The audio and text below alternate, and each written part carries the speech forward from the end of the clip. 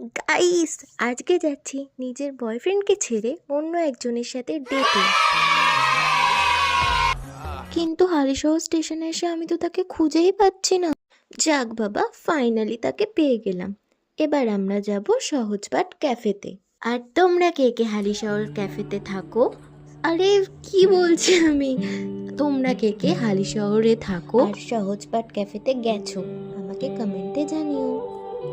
দেখো গাইস, ক্যাফেটা সুন্দর না? যাই বলো গাইস, আমার কিন্তু জায়গাটা বেশ ভালোই লেগেছে। পাশেই আছে ইত্ত বড় একটা গঙ্গা। এই তোমরা কিন্তু আবার আমার ভিডিওটাকে বেশি বেশি শেয়ার করো না, তাহলে কিন্তু আবার আমার বয়ফ্রেন্ড দেখে নেবে। না গো, তোমাদের সাথে একটু মজা করছিলাম। আমি আজকে এসেছি এই দিদিটার সাথে। এবার দেখো আমার হাতে একটা প্রজাপতি বসেছে, সেই নিয়ে আমরা কি আলোচনা করছি। বিয়ে কনফার্ম নাকি? একদম তাড়াতাড়ি, শুভাশী শীঘ্রম।